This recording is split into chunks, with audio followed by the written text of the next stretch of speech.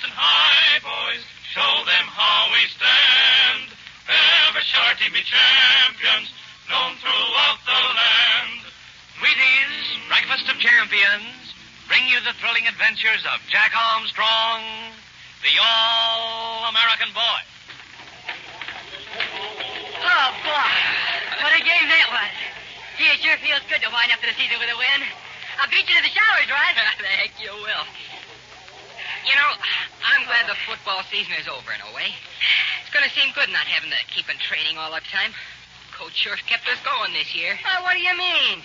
You know as well as I do, the training's good for you. Yeah, I guess so, but watch me break training from now on. Oh, so you're going to be a sucker, huh? All right, you quit training. Next summer you'll be working and practicing like 60 to try and get in shape for football again. Huh? Now, what's the sense in that? Why don't you keep in training all year round like I do? Come on, let's go to the showers. Yeah, but gee, training's hard work to keep up all year round. Not the way I do it. Listen, did you ever hear of Jack Armstrong's training rules? That's the system I follow. Hey, well, what do you have to do? Oh, why, it's easy as pie.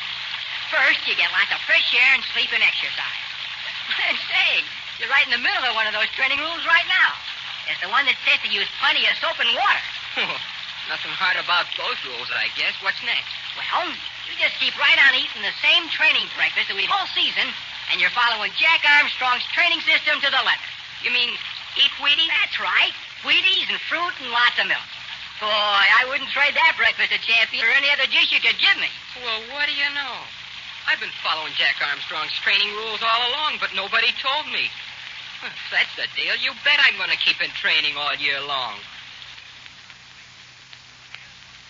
Yes, sir, fellas and girls, it's just that easy to train Jack Armstrong's way every day in the year. What's more, it's the training program plenty of famous coaches agree is right for young athletes in every season. So be sure to stick to Wheaties this week, next week, and right through the winter. You're having a champion training breakfast of real whole wheat. And Wheaties are just as good, maybe even better for you than many other whole wheat breakfast dish on the list. That's because Wheaties give you all the well-known important nourishment of whole wheat. And Wheaties are a regular gold mine of heat energy units to help keep you warm in chilly weather. I hope you've got plenty of Wheaties on hand for your extra nourishing heat energy breakfast of champions. And now, Jack Armstrong, the All-American Boy. Jack Armstrong, Billy, Betty, and Uncle Jim are approaching the country of the headhunters. They are on their way to the mountain province of Luzon in the Philippines to find a constabulary sergeant who knows something about the missing Professor Loring. They have with them a chart which will locate the precious uranium-235 lost on Professor Loring's wrecked yacht in the Sulu Sea, and a luminous ring which may help them find the missing Professor Loring. All day long, they've been driving their rented car through the hot, flat rice paddies of the great sugarcane fields of central Luzon. They suspect that the unscrupulous adventurer, Dr. Chapato, is following them with Blackbeard and others of his crew in another attempt to steal the chart and ring. Now, as majestic mountains loom up ahead, they run into an unexpected obstacle. Listen. Uncle Jim, look at the road. Why, it runs right into a lake. It looks like it, doesn't it, Billy? But I imagine it's just a ford and the river is high. Yeah, that's what it is, Uncle Jim. You can see the river now, running through the rice paddy from back up in the mountains. It looks terribly deep. Do you suppose the car can get across? I don't believe we'll be able to drive across under our own power, Betty. These fords are hub deep even in the dry season. Jumping Jiminy, I'll bet you it's deep enough to get to the engine now. Gosh, it looks as though this part of the Philippines has had a lot of rain recently. I'll stand on the running board and watch it as you drive across, Uncle Jim. We don't want to get stuck in the middle of it. We certainly don't, Jack. Not if Chapato and Blackbeard are hot on our track. I'll start over slowly. Yell when it gets over the hubcaps. All right, Uncle Jim. Start her up. Well, here we go. Don't let me get in too deep.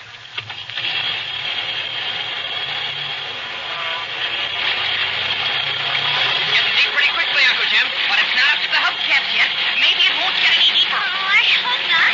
If we can't get across, we'll have to wait. And then I know Chapato and Blackbeard will catch up with us. Hold it, Uncle Jim. We're up to the hubcaps now. Yeah. We'd better back up and get on the dry road again. But, Uncle Jim, maybe this is as deep as it gets. Oh, gosh, it can't be, Betty. We aren't in the middle of the ford yet. I'll wait out and see, Uncle Jim. Wet shoes and trousers will feel good in this hot climate. All right, go ahead, Jack. It gets deeper, Uncle Jim. And say, is it wet. I'm afraid we've gone as far as we can. All right, Jack, get back in the car. We'll back up out of the water. Oh, I wish we could go ahead. Can't take any risks, Betty. There's been a cloudburst in the mountains recently. A solid wall of water may be coming down this stream. If we got stuck and couldn't get away when it came, we'd lose the car. I'll hang on to the running board, Uncle Jim. Back her up. Jiminy, isn't that a tough break for us? If Geppetto and Blackbeard are behind us, they'll soon be up with us. What can we do, Uncle Jim? We can't just wait here for the river to go down. And we've got the chart and the ring with us, too. I know, Betty. Too bad we didn't have time to deposit the chart and ring in the bank until we started for the Zulu Sea. Oh, I'm glad we didn't. With the organization that Geppetto has, he'd be sure to find a way to forge your name and get him out. Then he'd set out for the sunken reef while we were in the head hunting country looking for the sergeant. And we're back on the dry road now, Uncle Jim. Do you see any car behind us, Billy? Well, I can see her heat waves rising from the white road. Oh, there's nothing behind us except that wooden cart and the carabao, Betty. You mean that animal with the big horns that looks like a buffalo that's been shaved smooth? Yes, that's a carabao, Betty. And this one may be useful. Let's get out and look him over. We can't get across the river under our own power, Uncle Jim. But maybe that little Filipino boy will unhitch his carabao and pull us over. I was just thinking the same thing, Jack. He'll be here in a minute. Geppetto may be here any moment. Can't we go to the boy and make him hurry? A carabao will do many things, Betty. But he won't hurry. Not unless he's after a white man. Jumping crickets, Uncle Jim. Do they chase white people? They don't like the scent of a white man, Billy. That little Filipino boy you see sitting on top of the carabao can handle him all day long. But sometimes when they get the scent of a white man, they go berserk and become very dangerous. Well, with those horns, I'll bet they can be dangerous, too. But suppose he goes berserk now. Suppose he doesn't like our scent and lowers his head and comes charging at us with those sharp horns of his. He isn't apt to, not long as that little Filipino boy is with him. I'll be getting the tow rope out of the back of the car, Uncle Jim. Do that, Jack. And I'll go and see if I can persuade our young Filipino friend to unhitch his carabao and give us a pull across the stream. Gosh, I wish I could talk to Kellogg the way Uncle Jim can. You could, Billy, if you'd lived in the Philippines the way Uncle Jim has. I hope he can talk some language that'll make that Filipino boy move fast. I just know that Geppetto and Blackbeard are burning up the road behind us. Maybe they're not behind us, Betty. Then all your worrying would be for nothing. But you know they're behind us, Jack. They knew we didn't have time to put the chart and the ring in a bank, and Uncle Jim said they'd be sure to follow us to get them. Oh, they'll follow us all right, especially since they know our schooner has to be dry docked before we can start off for the Sulu Sea. But they passed us, Billy, when we spent the night in that funny Filipino barrio. They may be ahead of us right now. No, they're not, because we asked so many people. And a car full of white men would certainly attract attention in this country. It's a good thing we brought this tow rope along. But I didn't think we'd need it until we got up in the mountains. Yeah, we'll need everything then. Those shovels and the block and tackle and all the rest of the stuff. But look, Jack, the Filipino boy is unhitching the carabao. He's going to pull us across. Well, I hope the carabao doesn't get us to midstream and then suddenly decide he doesn't like us. Gosh, all hemlock, Dad'd leave a pretty fix, Jack. Now, you better get that rope ready. Here they come. I don't like the looks of that carabao. He looks awfully snooty to me. I don't care how snooty he looks, as long as he keeps his horns away from me.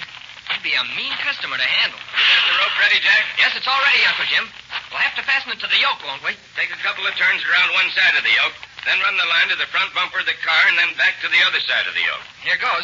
I hope the carabao is feeling friendly. Billy, look how the carabao is watching Jack. Yeah, he's not watching Jack, though, just as hard as Jack is watching him. But he looks mean and suspicious. Don't worry, Betty. The little Filipino boy is standing right by Jack. The carabao won't start anything as long as the Filipino boy is there. Pass this line around the bumper, will you, Uncle Jim? Give it here, Jack. There you are. I'll make it fast to the other side of the yoke. Billy, look way down the road. Isn't that a cloud of dust? I don't see anything, Betty. The sun is so bright that it's hard to see much. No, look way back, near that last coconut grove we passed. Oh, I see what you mean, Betty. Yeah, it does look like some dust above the road, but almost anything could cause that. Oh, I just know it's Geppetto and Blackbeard. Hurry, Jack, hurry. We're all hitched up, Betty. Now we'll see if one carabao power is equal to 60 horsepower. Get in the car, everybody. The Filipino boy will climb up on the carabao and pull us across. Uncle Jim, do you see that cloud of dust rising back on the road? Near that last coconut grove we passed? Yes, there is a cloud of dust there, Betty. What of it? Well, don't you think it might be Geppetto and Blackbeard? It might be, but we aren't helping things by standing here watching it. Get in the car and we'll start across. All right, Uncle Jim. But I hope the carabao doesn't stall in the middle of the ford. Watch that Filipino boy handling, Betty. See? He has a little switch in one hand. But I don't see how he can steer the carabao with just the one rope to a ring in his nose. That's easy, Betty. He pulls the rope pulls the ring pulls the nose around, and the carabao follows his nose. Well, I hope this car follows the carabao. That bumper breaks, we will be in a jam. He's starting now. We're moving. The bumper will hold all right. It'll be all right if it's not too deep in midstream. Then even the carabao might stall. Our greatest danger is that the carabao will like the water so much it lie down. They can't perspire, so they keep cool by lying in water in mud holes. They call a mud hole a carabao wallow. I'd like to wallow in a mud hole myself if it'd cool me off. When you get in the mountains, it'll be cool enough for you, Billy. It's getting pretty deep, Uncle Jim. It's over the running boards now. And it's up to the carabao now. We can't get out of here under our own power. Uncle Jim, that cloud of dust on the road's getting closer. Let me see. It is getting nearer. It may not be Chapato and Blackbeard, Betty. It may be some other car. But there are very few cars in this part of the Philippines, Uncle Jim. We'll soon be on the other side of the ford, Betty. Then Chapato and Blackbeard. If it is they, we'll have to figure out some way to get across. Well, they can get across the same way we did, Uncle Jim. Maybe we can buy the carabao, Billy, and refuse to rent it to Chapato and Blackbeard. The carabao is lying down in the middle of the ford. Jumping Jiminy gee whiz, what a fine time he took for a bath. And that cloud of dust is getting closer and closer. You can see it's an automobile now. I'm going to get out, Uncle Jim. Let's see if I can do something to make the carabao get up. Wait a minute, Jack. The Filipino boy's trying to make him get up. If he can't do it, none of us can. Well, look at him. He's tickling the carabao's ear with his switch. And the carabao doesn't like it one bit either. I suppose the boy knows what he's doing. You bet he knows, Jack. They grow up with the carabaos. There. He's getting up from his wallow now. Oh, he'd better hurry. That car is coming like a streak of lightning. Now we're moving again. Betty, perhaps you're right. It may be Chapato and Blackbeard. No one else would be traveling so fast on such a rusty road. Well, if it is they, we're still one jump ahead. We'll be across the stream in a second. Look out, it's getting deep here. The water's coming over the floorboards of the car. Gee, Whitaker, this is like sitting in a bathtub with wheels on it. Oh, my feet are getting all wet, but I'm fine. Oh, it's getting shallower now. We're through the worst. Jack, that car is almost to the river. We're almost on the other side, Billy. Boy, oh boy, we'd better be. There's a bunch of men in that car, and I believe they're white men. Oh, they must be Chapato and Blackbeard. Yep, and I bet you Lazaro and some others are with them, too. We're almost across the stream, Jack. I'll start the engine, and we'll be all set to go as soon as we untie the carabao and pay the boy. Oh, gosh, she won't start. Maybe some water got into the engine. Get Uncle Jim.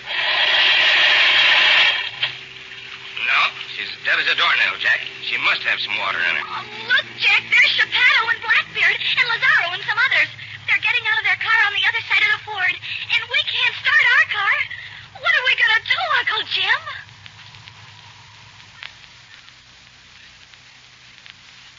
Well, what are they going to do? On the far side of the river in a car that won't run. And on the other side are Chapato and Blackbeard and Lazaro who want to get that chart and ring. Will Uncle Jim and Jack be able to get their car started in time to get away? And will Chapato and Blackbeard and Lazaro wait for the car to take them across? Or will they try to walk across the swift stream to get to Jack and Billy and Betty and Uncle Jim and the priceless chart and ring? Something's going to happen at that river crossing in the Philippines, so be sure to be on hand at this same time tomorrow for another thrilling episode in the country of the headhunters with Jack Armstrong, the All-American Boy. Now, there's a world's champion breakfast waiting for you every morning this week if you'll get some Wheaties and eat those good Wheaties flakes with lots of milk and fruit, and you're having a genuine breakfast of champions. You'd better get those Wheaties now. Have you tried Wheaties? They're whole wheat with all of the bran. Won't you try? This is Franklin McCormick saying goodbye until tomorrow for General Mills, makers of Wheaties, Breakfast of Champions, who have just presented another episode of Jack Armstrong, the All